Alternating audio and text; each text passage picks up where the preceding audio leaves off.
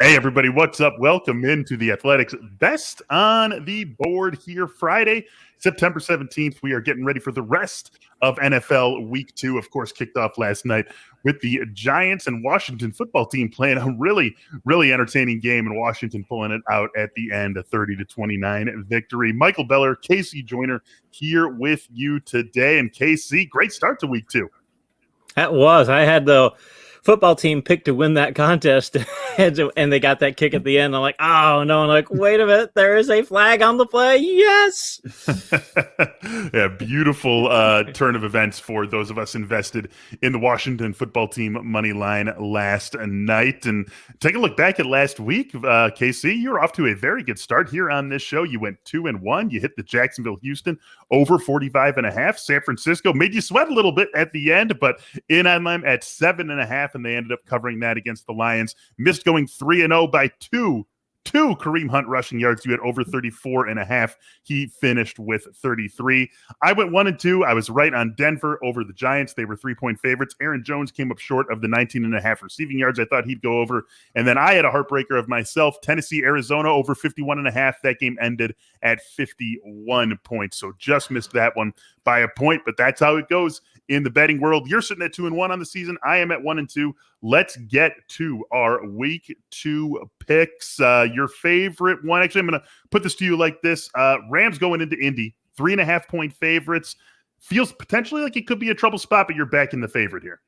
Oh, I'm definitely back in the favorite here because the Colts are in bad shape. First off, they're not going to have T.Y. Hilton. They may not have Darius Leonard. He missed Wednesday and Thursday's practice. He has an illness and an ankle injury. They say it's a non-COVID-19 illness, but he looks definitely questionable for this week, and he looks like he may not play. He's an all-pro backer and is huge for the defense. They might also not have Xavier Rhodes, who missed Wednesday's practice.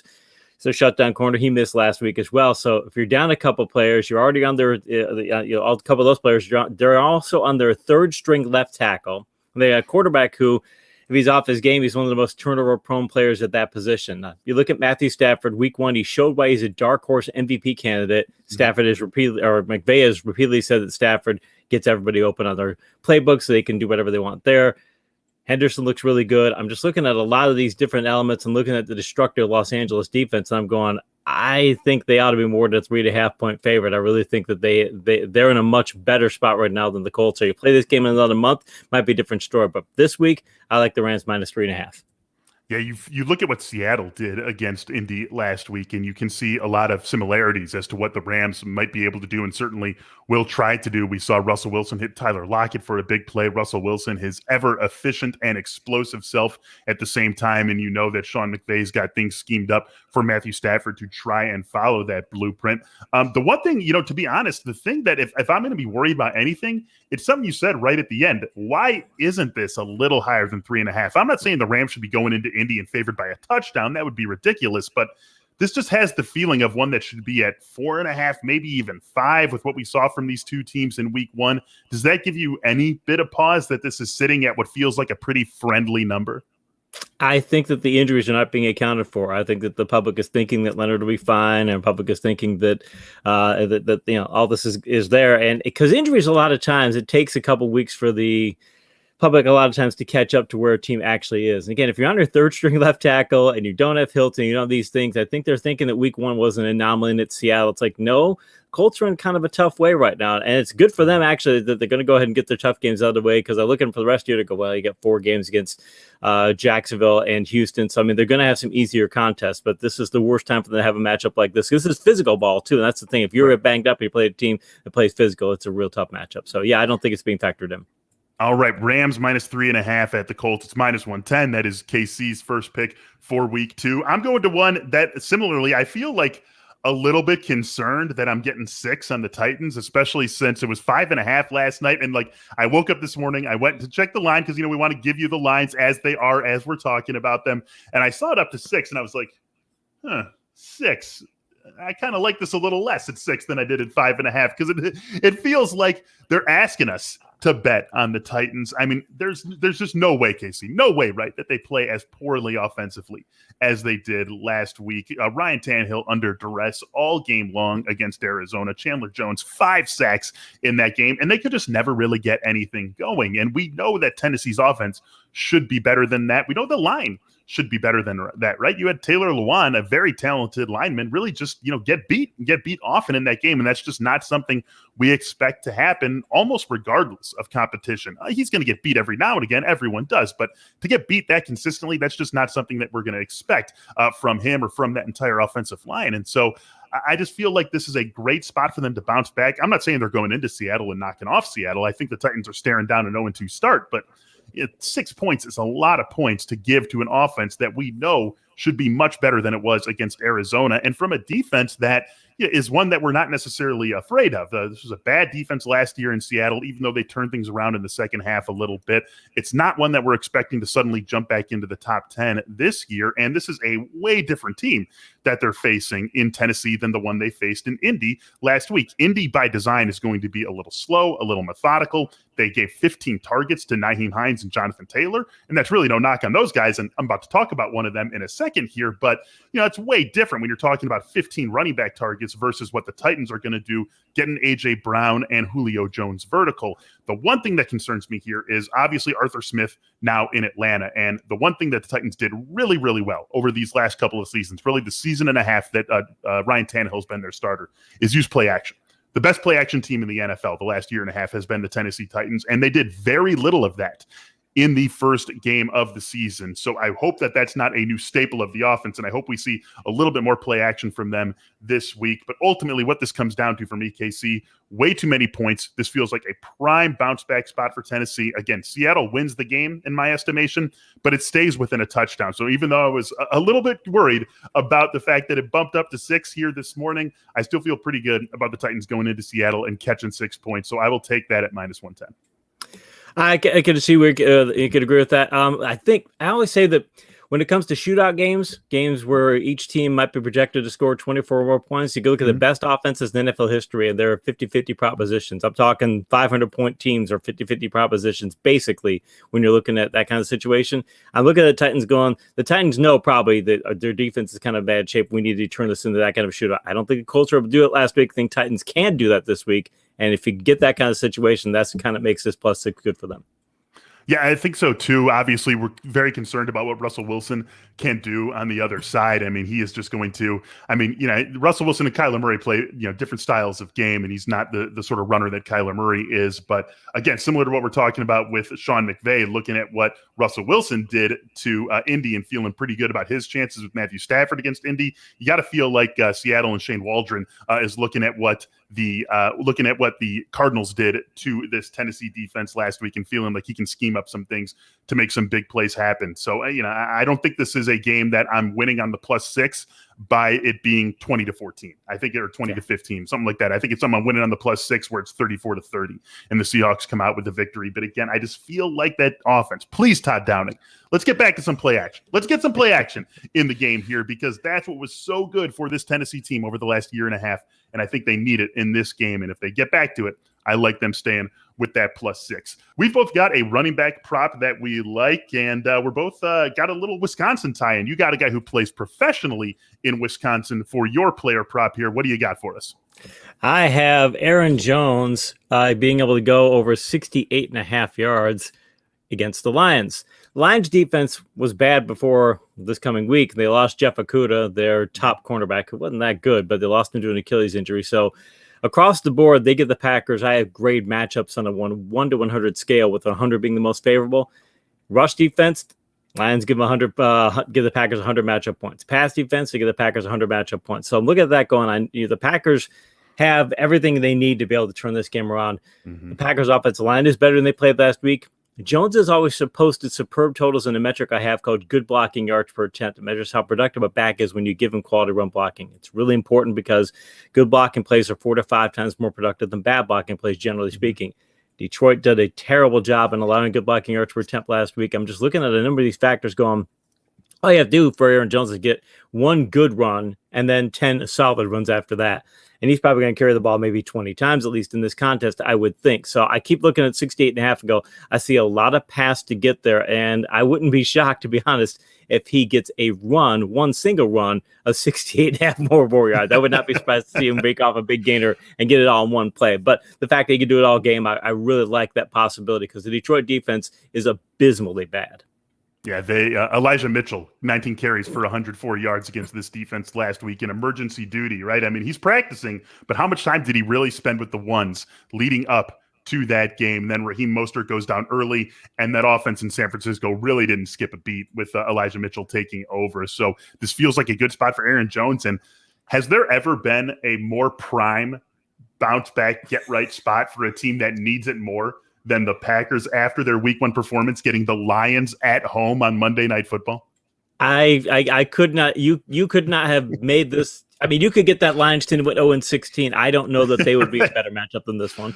If you told Matt LaFleur before the season, all right, Matt, you're going to get blown out by the Saints in week 1. That's going to happen. Now, you can pick any opponent, any venue for week 2. It's up to you, Matt. Who do you want? Without even thinking for a second, give me the Lions at home. Give me the Lions at home week 2. That's exactly what they have. So I think there's going to be a lot of love for the Packers going around this weekend.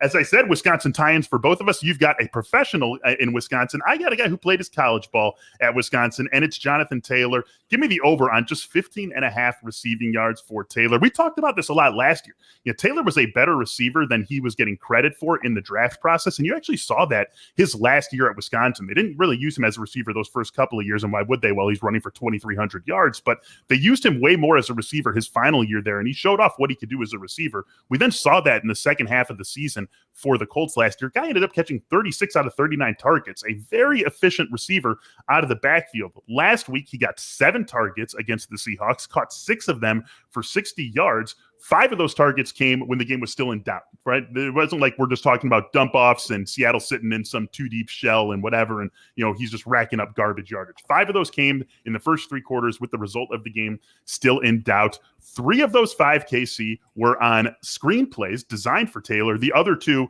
were on legitimate pass routes, not him in pass blocking, and then nothing happens and he just leaks out for a quick little dump off from Carson Wentz. So every single one of the 5 was a pass route. 3 of them where he was the first read, where the play was designed for him. You combine that with what Nyheim Hines did, 8 targets in that game, also 6 catches for him for 48 yards. You look out wide, and as you mentioned, no T.Y. Hilton for this team, no real major receiving threat among the tight ends.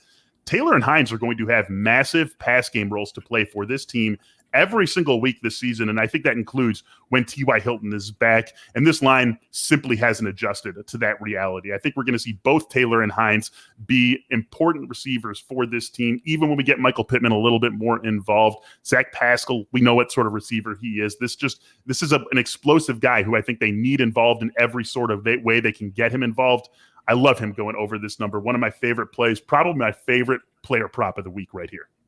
And they're facing a defensive line that they're going to be able to get a ton of pass rush. Again, that third string left tackle. So you're going to run a lot of screens against them. If you got a pass rush coming, you want to control it. One of the ways to control it is to make those linemen think about screen passes. So if they did it last week, I would think they'd be even more tempted to do so this week. And if the Rams offense is as explosive as it looks like they can be against the Colts defense, might be catch-up mode, and it might be you're passing about early on when the game is not in doubt, but once they get behind, then you're throwing it to them even more. So I like this a lot. 2 of those Taylor screens also going for double-digit yards. One of them going for more than the 15.5 that this number asks him to beat. Really feeling Jonathan Taylor at 15.5 receiving yards. Obviously, if you are watching this show or listening to us on the podcast version, you agree with us when we say that football's just a tiny bit more fun when you do have some skin in the game. And BetMGM, our exclusive betting partner at The Athletic, is here to help you get that skin in the game. Right now, you can bet $10 to win $150 plus a free 3-month subscription or an extension of an existing subscription with The Athletic when you bet at BetMGM using the promo code TABEST. Again, just sign up at BetMGM.com, use the promo code TABEST.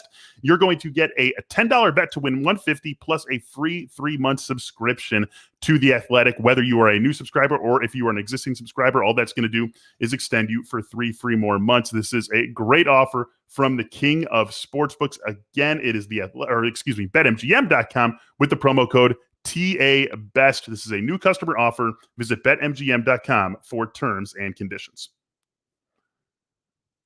All right, KC, one more pick apiece here, and you are looking to a big clash in the NFC. Eagles and 49ers, both these teams picking up wins. The Eagles opening some eyes, perhaps, with their win over the Falcons, their dominant win over the Falcons, and you think they keep things rolling here. I do think they keep things rolling. San Francisco last week, I mean, you think about how they're supposed to be this great power rushing team, and they did get some big gains. We talked about Elijah Mitchell a couple minutes ago, but they only had a 24% mark on a metric I have called good blocking rate. A metric so often an offense gives this ball carries quality run blocking. So they weren't run blocking very well. The Eagles defense, I think, is going to play better this week than they did last week. They're adjusting to a new setup where they're doing a lot more two-gapping on defense, which means your linebackers can read and react more. They didn't do very well on it last week. I think they'll do better on it this week. So they're going to be able to slow that 49ers running game a lot. And the Eagles last week, they've got maybe the best offensive line coach in the NFL in Jeff Stoutland. And they got a 63.3% good blocking rate last week against Atlanta. I think I could do just the same. Jalen Hurts has a mastery of Nick Sirianni's pass-centric, pass-centric offense. Of their throws last week, only one was a deep pass. All the rest, according to the NFL Gamebook, were short passes. So they're doing a fantastic job there. I think the receiving core is very good. I think the Niners having to, I think that they're going to have some more trouble running the football than they did last week. I think last week that matchup against the Lions kind of covered up the idea that they've got some issues on their line. So I actually think the Eagles are going to get the win in this one straight up. So I'm going to take a money line plus 135. Yeah, they are 3-point dogs at home at last check in this game. And if it plays to that script, KC, we're going to have some of our friends in the fantasy industry feeling very nervous about those big bids they put on to get Eli Mitchell after the performance he had in place of the injured Raheem Mostert. This is a fun game. This is a game where we think we have a good handle on the 49ers, right? We know what they want to do at least, and we think we know how well they can do it. We'll see what happens with Brandon Ayuk. Would love to see him jump up back above Trent Sherfield in this one. But, the Eagles still just a theory right now, even after that impressive performance against the Falcons a week ago. So this will be a fun one to see just what the Eagles are, or at least have another strong data point that helps us start figuring out what the Eagles are. Falcons could be scraping the bottom of the barrel this season, but this pick here, plus 135 for you, Eagles over Niners on the money line. This is another one, man, that I just like. I still feel like it's maybe too good to be true, but I like the Cardinals a lot here at home against the Vikings, -3.5. Anthony Barr, Michael Kendricks are going to miss, Eric Kendricks going to miss this game for the Vikings. So you're talking about taking away two starting linebackers, your two best linebackers, against Kyler Murray.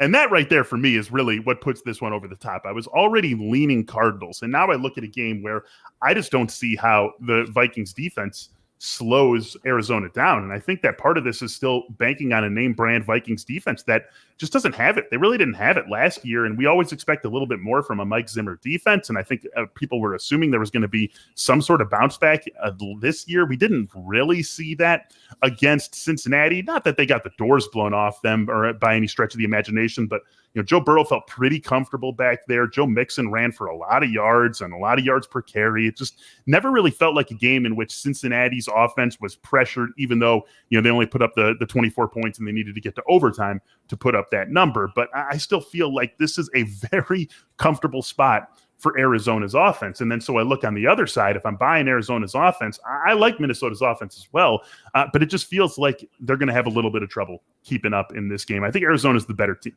And I think that if we were looking at Arizona in a division other than the NFC West, we would already be looking at them as a playoff favorite with what they had last year, what they bring into this year, and the very impressive performance that they put on Tennessee last week on the road. So, yeah, I think that we're going to start seeing some eyes opening to what this Cardinals team is this season. And again, last week, that maybe was not just a failing of the Tennessee offensive line, right? Arizona did that to them. Arizona put that pressure on them. Arizona made that offense uncomfortable. This could be at least league average and maybe even a good above average defense in Arizona. And if that ends up being the case, then we're really talking about a strong team on both sides of the ball. I think they showed that off a little bit this week. I like the Cardinals to win this one by at least 4 points. I think they end up winning this game by maybe even close to a touchdown, but give me the 3.5 at -110.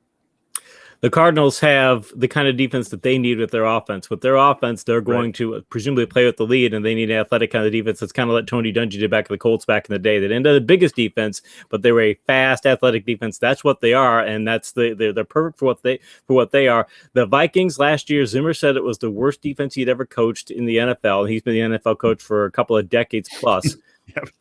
And they let Jamar Chase last week. He has the second most yards by a Bengals rookie receiver in a first start. So, I mean, they let Jamar Chase. Jamar's talented, but still, I mean, that the Bengals have a long history of a lot of good receivers, and that's what they let him do. So, I think the Vikings are in a bad way, and I'm with you. I don't know that the point spread's caught up with how bad the Vikings might be defensively, because if they're as bad defensively this year as they were last year, it's Zimmer's last year in Minnesota. And they're just going to have trouble against really good defenses, and that's with Barr and Kendricks. And now you take those guys out of the equation, and man, I just think they have a lot of trouble slowing down Arizona. I think their offense can play well in this game. I expect their offense to play well in this game. I think their offense play. Kirk Cousins was very efficient in that game last week, and I think they will play well in this game. But I could see this getting, for every like one score that Minnesota averages, the Cardinals are going to put up like 1.3 scores as the possessions go back and forth. And I just find it, very hard to believe that they can keep up with Arizona unless they slow down Arizona. And I just don't see a way that happens, especially with Barr and Kendricks out. So give me the Cardinals -3.5. That's where I'm going to leave it. And that's where we're going to leave it for this episode of Best on the Board. Thank you for watching us on YouTube. For those of you who did, thank you for listening as well. This show returns on Monday with me and Andrew DeWitt taking an early look at the Week 3 lines. For Casey Joyner, I am Michael Beller. Thanks again for listening. Thanks again for watching. Good luck this weekend. Happy betting. We'll talk to you soon.